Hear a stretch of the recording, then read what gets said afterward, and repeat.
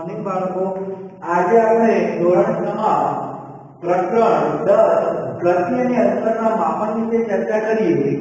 તો ગતિ અને અંતરનું માપન. તો ગતિ પહેલા તો કોને કહેવાય કે ગતિ એટલે કોઈ પણ પ્રકારની મૂળ સ્થિતિમાં થતા બદલાવને ગતિ કહી શકીએ આપણે. કે કોઈ પણ પ્રકાર છે, આ શોખ છે, હાલ મારા હાથમાં સ્થિર છે અને છોડી મૂક્યું, તો એ ગતિમાન કહેવાય. કેવું કહેવાય? ગતિમાન. તો ગતિ એટલે કે કોઈ પણ પદાર્થની મૂળ સ્થિતિમાં થતા બદલાવને આપણે ગતિ કહી શકીએ. પહેલી તથા બીજા વર્ગમાં ઉનાળા દરમિયાન કરેલા પ્રવાસની ચર્ચા ચાલતી હતી. એક છોકરો તેના વર્તનમાં રેલવે, બસ અને છેલ્લે બળદગાડા દ્વારા કરેલો. એક વિદ્યાર્થીએ વિમાન દ્વારા યાત્રા કરી હતી. એક વિદ્યાર્થી ઉનાળાના રજાઓમાં ઘણા દિવસો પોતાના કાકા સાથે માછલી પકડવા માટે હોડી પર પસાર કરી હતી. એટલે અહીંયા એમ કહેવા માંગે છે, કોઈએ રેલવે કે બસ દ્વારા, બળદગાડા દ્વારા મુસાફરી કરી, કોઈ બાળકે યાત્રા દરમિયાન વિમાન દ્વારા મુસાફરી કરી, કોઈ બાળકે હોડી દ્વારા મુસાફરી કરી. તેના પછી શિક્ષક વિદ્યાર્થીઓના સમાચાર પત્રોના લેખ વાંચવાનું કહ્યું, જેમાં નાના પૈડાવાળા વાહનનું વર્ણન આપ્યું જે મંગળ ગ્રહની સપાટી પર ચાલતું હતું અને પ્રયોગો પણ કર્યા હતા. તે વાહનને મંગળ ગ્રહ સુધી લઈ જવાનું કાર્ય અંતરિક્ષયાન દ્વારા કરવામાં આવેલું હતું. તે દરમિયાન પહેલીએ પ્રાચીન ભારત વિશેની વાર્તા વાંચી હતી અને હવે એ જાણવા માંગે છે કે પ્રાચીન કાળમાં લોકો એક સ્થાનેથી બીજા સ્થાન સુધી કેવી રીતે યાત્રા કરતા હતા. તો પ્રાચીન કાળની એ વાત છે. તો પ્રાચીન કાળમાં જે સમયે પૈડાની શોધ થઈ નથી ત્યારે માનવી, જો આપણે આપણા બાપ દાદાનું પૂછ્યું તો આપણે તરત જ કહેશી કે વર્ષો પહેલા પગે ચાલીને એ ગતિ કરતા હતા. એટલે કે એક સ્થળેથી બીજા સ્થળે જવું હોય ત્યારે તે ચાલતા જતા હતા. જેમ જેમ કાળક્રમે ઉત્ક્રાંતિવાદ વધતો ગયો અને પૈડાની શોધ થઈ, પ્રાચીન સમયના લોકો પાસે વાહન વ્યવહારના વધુ સાધનો નહોતા. પહેલા તો બિલકુલ ન હતા, કારણ કે પૈડાની શોધ થઈ હતી નહીં. પણ જે સમયે પૈડાની શોધ થઈ, શાની શોધ થઈ? પૈડાની શોધ થઈ. અને પૈડાની શોધ પછી છતાં પણ એટલા બધા વાહન વ્યવહાર નહોતા. જો અહીંયા લખ્યું છે કે તેઓ ચાલીને યાત્રા કરતા હતા. તેમના પોતાનો સામાન પોતાની પીઠ પર મૂકી અથવા પશુઓની પીઠ ઉપર મૂકી, એટલે કે પશુઓને પીઠ ઉપર મૂકી અને પશુ સાથે એ પણ ચાલતા, એટલે બળદ હોય, ઊંટ હોય, ઘોડા હોય, બરાબર, આવા પ્રાણીઓ સાથે તે સામાન મૂકી દેતા અને ઘણી વાર તે ઉપર બેસતા અથવા તો તે ચાલતા પણ જતા. પ્રાચીન સમયમાં જળમાર્ગોની અવરજવર માટે હોડીનો ઉપયોગ કરવામાં આવતો. એ સમયે હોડી પણ હતી. એટલે હોડી શરૂઆતના લાકડાના ટુકડાનો એક ખાડો એટલે પોલાણ બનાવી હોડી બનાવવામાં આવે, એટલે કે સાદી હોડી. ત્યારબાદ લોકોએ લાકડાના ટુકડા એકબીજા સાથે જોડી હોડી બનાવવું શીખી લીધું હતું. આ હોડી પાણીમાં રહેનારા પ્રાણીઓનો આકાર, જેવી રીતે પ્રકરણ 8માં તમે માછલીનો જે આકાર ધારારેખીય અથવા નવતલ આકારની જે ચર્ચા કરી, એવો આકાર હોડીનો બનાવવામાં આવ્યો હતો. અને પૈડાની શોધ બાદ વાહન વ્યવહારની પ્રણાલી અત્યંત મહત્વપૂર્ણ પરિવર્તન આવ્યું. કે આ બધું જે હતું એ પ્રાચીન સમયમાં, એટલે અહીંયા આપણે વાત કરીએ કે પૈડાની શોધ થઈ નથી, તો પૈડા પહેલા ચાલતા જતા અને શું કરતા? તો પ્રાણીઓનો ઉપયોગ કરતા. પ્રાણીઓમાં ઘોડા, બળદ, ઊંટ, આવા જેવા પ્રાણીનો ઉપયોગ પૈડાની શોધ નથી થઈ તે પહેલા. આ પહેલાની વાત છે. હવે પૈડાની શોધ થઈ પછીની વાત કરીએ તો પછી પણ તાત્કાલિક કેટલા બધા સાધનો વિકસ્યા નહોતા. અહીંયા જુઓ, પૈડાની રચના સુધારો કરવામાં આવ્યો અને પૈડાની ચાલતા વાહનો ખેંચવા માટે પશુનો ઉપયોગ કરવામાં આવ્યો. એટલે ત્યારબાદ પછી ઘોડાગાડી, બેલગાડી એટલે બળદગાડી, ઊંટલારી અથવા ઊંટગાડી, એટલે આ બધા પ્રાણીઓને પૈડાના એક વાહન સાથે જોડે. અહીંયા તમે ચિત્રની અંદર જોઈ શકશો કે જેની અંદર બળદગાડું બનાવવામાં આવ્યું છે. હવે વાત કરીએ 19મી સદીની શરૂઆત સુધી વ્યક્તિ એક સ્થાનેથી બીજા સ્થાન સુધી પરિવહન માટે પશુનો ઉપયોગ કરતો હતો. ખાસ કરીને વરાળ યંત્રની શોધ એક નવો જ શક્તિ સ્ત્રોતનો સમાવેશ થયો અને ત્યારબાદ વરાળ યંત્રની શોધ થઈ. સ્ટીમ વોટસન કે એવું નામ છે જેને આ વરાળ યંત્રની શોધ કરી હતી. વરાળ યંત્ર દ્વારા ચાલતી ગાડી તથા માલગાડીઓના ડબ્બા માટે રેલવે પાટાનું નિર્માણ કરવામાં આવ્યું અને જેવી વરાળ યંત્રની શોધ થઈ ત્યારે આ રેલગાડીનું નિર્માણ થયું. ત્યારબાદ સ્વયં સંચાલિત વાહનો એટલે ઓટોમોબાઈલો આવ્યા. ઓટોમોબાઈલ એટલે વ્હીકલોની વાત છે. પાણી પર પરિવહન કરતા સાધનો મોટરથી ચાલતા હોય તેવા વિકસાવવામાં આવ્યા. ત્યારબાદ તો આપણે જોઈએ તો સાયકલ પછી સ્કૂટર પછી એટલે કે પેલી લુના એના પછી સ્કૂટર આવ્યું. સ્કૂટર પછી બાઇકો આવ્યા, 4 વ્હીલરો આવ્યા. આમ એક પછી એક વાહનો પૈડાની શોધ પછી વિકસતા ગયા અને ત્યારબાદ માનવી જે ચાલતો હતો, જે પશુઓનો ઉપયોગ કરતો હતો, એની જગ્યાએ બસ વ્હીકલનો ઉપયોગ કરવા માંડ્યો, રેલગાડીનો ઉપયોગ કરવા માંડ્યો, વિમાનોનો ઉપયોગ કરવા માંડ્યો. આમ આપણે જોઈ શકીએ ચાલતી બોટ અને જહાજનો ઉપયોગ થવા લાગ્યો. 19મી સદીની શરૂઆતમાં વર્ષોમાં વાયુયાનોનો વિકાસ એટલે વિમાનોનો ઉપયોગ થવા માંડ્યો. ત્યારબાદ તેમાં સુધારો કરવામાં આવ્યો. મુસાફરી તથા સામાન લઈ જવા યોગ્ય બનાવવામાં આવ્યો. ઇલેક્ટ્રિકલ રેલગાડીની, મોનોરેલ, એક જ પાટા પર ચાલતી ટ્રેનો, સુપરસોનિક વિમાનો, અવાજની ઝડપે ઉડતા વિમાનો અને અંતરિક્ષ યાન પણ 19મી સદીમાં આપણે આ ખાસ યાદ રાખવાનું છે કે 19મી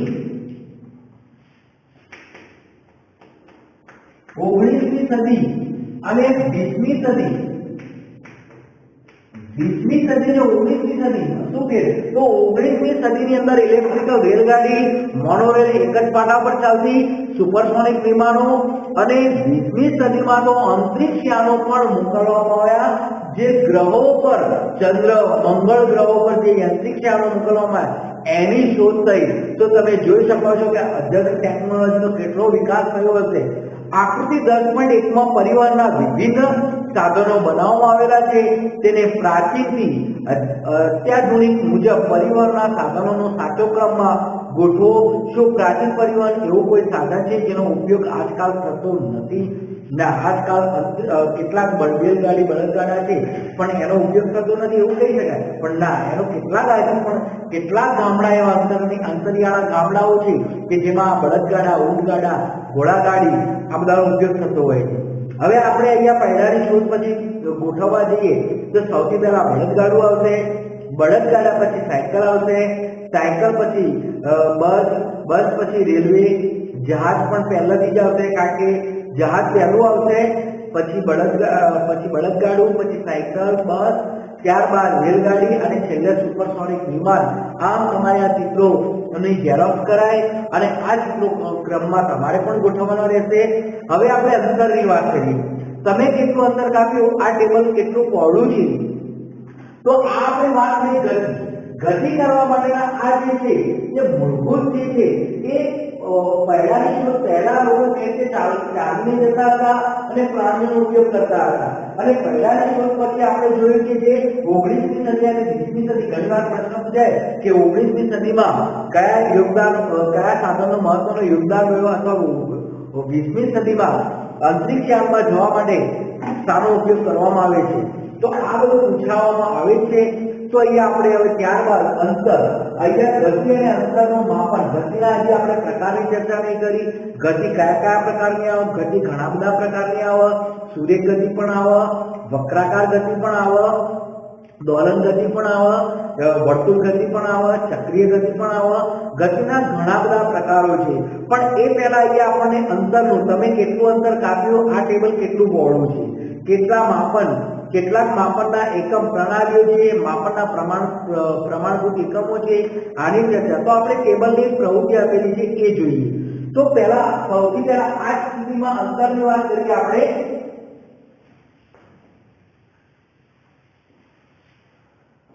અંતરની વાત કરીએ તો અંતર તો એ ટેબલની વાત કરવામાં આવી છે. લોકો કેવી રીતે જાણકારી પ્રાપ્ત કરતા હતા? તો અહીંયા પણ અંતર માપવા માટે અંતરનું માપન માપન કરવા માટે જે ટેબલની વાત કરી છે તો પ્રવૃત્તિમાં આપ્યું, પણ અહીંયા મૂળ વસ્તુ એ કહેવા માંગે છે કે પ્રાચીન સમયના લોકો કેવી રીતે માપન કરતા હતા. તો એ જોઈએ લોકો કેવી રીતે જાણકારી પ્રાપ્ત કરતા હતા કે તે કેટલું ચાલ્યા. તમે કેવી રીતે જાણકારી મેળવશો કે તમારી શાળા સુધીનું અંતર તમે ચાલીને જઈ શકશો અથવા શાળા સુધી પહોંચવા માટે તમારે બસ અથવા રિક્ષાની જરૂર પડશે? શું તમારે કાંઈ ખરીદવું હોય ત્યારે બજાર સુધી ચાલવું સંભવ છે? તમે આ પ્રશ્નનો ઉત્તર કેવી રીતે આપો છો કે ભાઈ મારે શાળાએ જવું છે? હવે તમે એરોમા સર્કલ કે પછી કાણોદર રહેતા હોય અને ત્યાંથી તમારે આવવું હોય તો તમારે ચોક્કસપણે અનુમાન લગાવી શકો છો કે મારે આટલું અંતર કાપવા માટે હું ચાલતો જઈ શકીશ નહીં. મારા સમયનો બચાવ કરવાનો છે, મારે એની રિક્ષામાં કે બસ કે પછી કારનો ઉપયોગ કરવો પડશે. ત્યારબાદ આપણે બજારમાં જવું છે તો ચાલતા જઈ શકશું કે નહીં તેની ચર્ચા. તો કોઈ સ્થાને કેટલું દૂર છે તે પહેલા જાણવું જરૂરી છે. અંતર માપવા માટે, અંતરનું માપન કરવા માટે સૌથી પહેલાની વાત કરીએ તો લોકો ચાલીને જતા, પણ અહીંયા સૌથી પહેલા આપણે કોઈ જગ્યાએ જવું છે તો એનું અંતર કેટલું છે, કેટલું દૂર છે એનું ચોક્કસ જાણવું જરૂરી છે, જેથી આપણે અનુમાન લગાવીએ ત્યાં સુધી કેવી રીતે પહોંચી શકાય. મારે અહીંથી અંબાજી જવું છે, પણ અંબાજી જવા માટે મારે શું કરવું એના માટે ચોક્કસ અનુમાન લગાવવું પડશે કે હું બાઇક પર બેસી જાઉં તો ઝડપી પહોંચીશ, બસમાં જઈશ તો ઝડપી પહોંચીશ, કે મારું પર્સનલ કાર લઈને જઈશ તો પર્સનલ જલ્દી પહોંચીશ. તો આપણે અનુમાન ચોક્કસ જેથી ચાલીને, બસ દ્વારા, રેલવે દ્વારા, પાણીની હોડી દ્વારા કે વિમાન દ્વારા. તો આપણે અને કોઈ અંતરિક્ષની જરૂર પડશે મારે તો અંબાજી જવા કોઈ અંતરિક્ષની જરૂર ના પડે, એ આપણે સારી રીતે સમજી શકીએ. પરંતુ આપણે એ ચોક્કસ અનુમાન લગાવી શકીએ છીએ કે હું કેટલા સમયમાં ત્યાં પહોંચી શકીશ ને કયા સાધનનો ઉપયોગ કરીશ. ક્યારેક એવી વસ્તુ પણ હોય કે જેની લંબાઈ અને પહોળાઈ જાણવી હોય, ક્યારેક એવી પણ વસ્તુ હોય છે તો કે જેની લંબાઈ અને પહોળાઈ, ધારો ઉદાહરણ તરીકે આ ટેબલની વાત કરીએ. આ ટેબલ તમારા ઘરે પણ દીવાલ હોય તો દીવાલ, તમે જો બારી હોય તો બારી પણ, તો તમારે એની બારીની લંબાઈ અથવા બારી છે, હવે બારીમાંથી મચ્છર આવે છે બરાબર, અને મારે મચ્છર જાળી રાખવી છે તો એની લંબાઈ અને પહોળાઈ મારે માપવી પડશે. પણ કઈ રીતે માપવી એ આપણને ચોક્કસ ખ્યાલ હોતો નથી. એક સામાન્ય ઉદાહરણ છે કે રોજે રોજ ઘરમાં આપણને ખબર છે કે પેલા ડોકરિયા ખાતા હોય, મચ્છર ઘરમાં આવતા હોય જે આપણને રોગ કરે છે બરાબર, તો એને બચાવવા મારે જાળી લગાવી છે, પણ એનું માપ, લંબાઈ ને પહોળાઈ કેવી રીતે માપવી?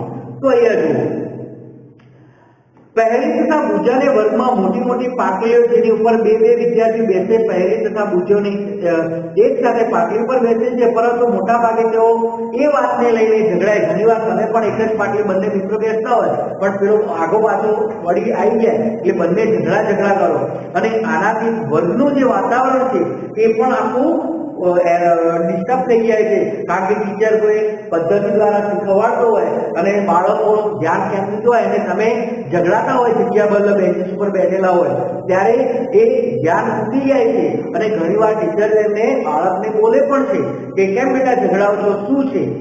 ત્યારે આપણને અહીંયા સાથીદાર પાટલી વધારે ભાગ લઈ ગયો, મને ઓછો છે, હું સાહેબમાં, સાહેબ મારી જગ્યા લઈ લીધી અને એ આટલા બેસે, આમ કરી અનેક સવાલો કરીને આપણે ઝઘડા. શિક્ષકને સૂચન અમલ કરી તેઓ પાટલીની લંબાઈ માપવાનું નક્કી કર્યું. હવે આ રોજે રોજ એક પ્રશ્ન હતો, એના કારણે અહીંયા જે બેસી હતી પાટલી હતી એ પાટલી એમને બેસવા માટેની લંબાઈ માપવાનું કહ્યું. એટલે તમારે તમારા ઘરે હોય તો જે પાટલી હોય કે બેન્ચીસ હોય, ટેબલ હોય એનું અનુમાન કરી શકો. પાટલી ઠીક મધ્યમાં એક ચિહ્ન બનાવ્યું તથા પાટલી પર રેખા બનાવીને બરાબર બે ભાગ. તે બંને પોતાના મિત્રો સાથે ગિલ્લી દંડો રમવાના શોખીન છે. બોજો તેની સાથે ગિલ્લી દંડો જોડી અને આવ્યો. આકૃતિ 10 પોઈન્ટમાં તમે જોઈ શકો ગિલ્લી અને દંડો નો ઉપયોગ કરી પાટલીની લંબાઈ કેવી રીતે માપી. એવું લાગે છે કે પાટલીની લંબાઈ બે દંડાની લંબાઈ તથા બે ગિલ્લીની લંબાઈ બરાબર છે. હવે અહીંયા જો બે દંડાની લંબાઈ અને બે ગિલ્લીની, હવે આની લંબાઈ બે ભાગ કરે તો કેટલું થયું? તો બે ગિલ્લી અને બે દંડા, એટલે એકના ભાગે શું આવ્યું? એક દંડો અને એક ગિલ્લી. તો આ બાજુ પણ એટલું અંતર આવ્યું, તો અહીંયા એક દંડો અને એક ગિલ્લી. તો આ બાજુ પણ એક ગિલ્લી અને એક દંડો. હવે બંને વચ્ચે પાટલીની નિશાની થઈ ગઈ. હવે આપણે ખબર પડી બંને આને આ બાજુ પર ના આવવાનું અને આ બાજુ, તો આ લંબાઈ માપી કાઢી. પરંતુ જો એ આગળ જતા શું થાય છે, એવું લાગે છે કે પાટલીની લંબાઈ બે દંડાની લંબાઈ તથા બે ગીલીની લંબાઈ બરાબર છે. પાટલીની મધ્યમાં રેખા ખેંચવાથી બંને ખુશ થઈ ગયા. હવે જે તે સમય જ્યારે રેખા મળી કે બંને ખુશ થઈ ગયા. હવે શું થાય છે, કારણ કે બંને અડધી અડધી પાટલી પ્રાપ્ત થઈ જાય છે. જે પાટલીનો અડધો ભાગ લંબાઈનો એક દંડો અને એક ગીલીની લંબાઈ બરાબર છે. કેટલા દિવસ પછી મધ્યમાં રેખા ઘૂસાઈ ગઈ. હવે કેટલાક દિવસો પછી આ રેખા ઘૂસાઈ ગઈ. હવે પાછી પરિસ્થિતિ શું સર્જાશે, પાછા પૂછો અને પહેલી બંને પાછા શું થશે, ઝઘડવા માંડશે. ચાલો બુજો જૂનો ગીલી દંડો ખોવાઈ ગયો હતો. હવે પેલો ગીલી દંડો જે હતો એ પણ ખોવાઈ ગયો હતો. તેની પાસે ગીલી દંડાની નવી જોડી હતી. હવે જોઈએ કે ગીલી દંડાની નવી જોડીનો ઉપયોગ કરી પાટલીની લંબાઈ માપીએ. તો જુઓ, જ્યારે નવા ગીલી દંડાની જોડ માપવામાં આવી ત્યારે પાટલીની લંબાઈ બે દંડા તથા એક ગીલી અને થોડી જ વધારાની જગ્યા બચી હોય તેમ દેખાઈ રહી છે. હવે બે દંડાને ગીલી થઈ, જ્યારે પહેલામાં બે ગીલી અને બે દંડા થયા. હવે જે બુજાનો નવો ગીલી દંડો લાયા એમાં બે દંડા થયા અને એક ગીલી થઈ. તો આને થોડી જગ્યા વધે છે. તમે પહેરી અને બુજાને શું સલાહ આપશો તે પાટલીની સંપૂર્ણ લંબાઈ માપી શકે, તે લંબાઈ માપવા માટે ક્રિકેટના સ્ટમ્પ તથા ગીલીનો ઉપયોગ કરી શકે, અથવા તમે વિચારો કે એવું કરવાથી પણ આ સમસ્યાનો ઉકેલ મળી શકશે? ના. તે એક કામ કરી શકે, એક નાની દોરી લઈ તેના પર બે ચિહ્ન બનાવે અને આ દોરીની લંબાઈ, જે દોરીની મદદથી પાટલીની લંબાઈ માપી શકીએ, તો દોરાનો ઉપયોગ કરી નાની લંબાઈનું અંતર માપવા માટે રીતનો ઉપયોગ કરી શકાય. દોરી વાળીને અડધો એક તૃતીયાંશ ભાગ, એક ચતુર્થાંશ, એક અઠમાંશ ભાગ બનાવી શકાય છે. તો અહીંયા દોરીની વાત કરી તો આપણે ચોક્કસપણે ઘણીવાર આપણા જોડે રૂમાલ હોય તો પણ આપણે આ પ્રવૃત્તિ કરી શકીએ છીએ. કેવી રીતે આપણે કરી શકીએ છીએ, તો માની લો કે આ જે રૂમાલ દ્વારા માપવામાં આવ્યો તો આ દોરી છે માની લો. હવે આ દોરી દ્વારા જે માપન કરવામાં આવ્યું, હવે એનો એક તૃતીયાંશ ભાગ કરવો છે, તો હવે અડધો ભાગ થઈ ગયો. તો ચાલો મધ્યમના ભાગમાં હવે આપણે દોરી દઈશું પાછી રેખા અને આ રૂમાલ એના માટે મૂકી દઈશું. પરંતુ અહીંયા કંપાસ બોક્સમાં રહેલી ફૂટપટ્ટીનો ઉપયોગ કરી તે સમસ્યાને હલ કરી શકે છે? હા, વાસ્તવમાં આવું કરવું જોઈએ. બુજાએ વાંચ્યું હતું કે જ્યારે આવા માપનને ચોક્કસ સાધનો હતા ત્યારે લોકો કેવી રીતે અંતર માપતા હશે, પણ ભિન્ન ભિન્ન અંતર માપવાનો પ્રયાસ કરી ચૂક્યા છીએ. જોઈએ આપણે કેટલાક પ્રસંગો યાદ કરીએ. જ્યારે આપણે લંબાઈ માપવાની જરૂર પડે છે ત્યારે દરજી કપડાની લંબાઈ તેનો જબ્બો બનશે કે નહીં, કે કાપડ શર્ટ બની શકશે કે નહીં, મિસ્ત્રી કોઈ કબાટની લંબાઈ કેવી રીતે માપે છે, દરવાજો બનાવવા લાકડાની જરૂર કેટલી છે, ખેડૂત પોતાના ખેતરની વાડ બનાવવા માટે ક્ષેત્રફળ શોધે છે, બરાબર, તો ખેતરમાં. તો આ બધા ઉદાહરણો છે. જ્યારે તમે પૂછવામાં આવે કે તમારી લંબાઈ કેટલી છે ત્યારે સરળ રેખીય લંબાઈ બતાવશો. તમારા માથાથી તમારા પગની એડી, આ સાવરણી કેટલી લાંબી છે, આ પાટલી કેટલી લાંબી છે, દિલ્હીથી લખનઉ કેટલું દૂર છે, પૃથ્વીથી ચંદ્ર કેટલું, આ બધા પ્રશ્નો એક વાત સાચી છે કે બે સ્થાનો વચ્ચેનો અંતર સંબંધિત વાત થઈ રહી છે. મૂળ આ બધા પ્રશ્નો શું છે કે બે સ્થળો વચ્ચેના અંતરની વાત થઈ રહી છે. અને અંતર, આ બધા પ્રશ્નો બે સ્થાને પાટલી બે કિનારી નજીક હોઈ શકે અથવા વિપરીત જમ્મુ કાશ્મીરથી ઉપર જમ્મુથી કન્યાકુમારી સુધીનું એકબીજાનું અંતર કેટલું દૂર છે. ચાલો હવે આપણે અંતર અને લંબાઈ માપવા માટે કેવી જરૂર પડશે, કેટલાક માપનો વિશેની વાત કરીએ. તો અહીંયા પ્રવૃત્તિ આપેલી છે અને એ પ્રવૃત્તિ બાદ આપણે માપનના પ્રમાણભૂત એકમો વિશેની ચર્ચા આપણે ભાગ 2 માં કરીશું અને ત્યારબાદ ગતિશીલ વસ્તુઓ અને ગતિના પ્રકારો વિશેની ચર્ચા નેક્સ્ટ ટાઈમે કરીશું. નમસ્કાર બાળ મિત્રો.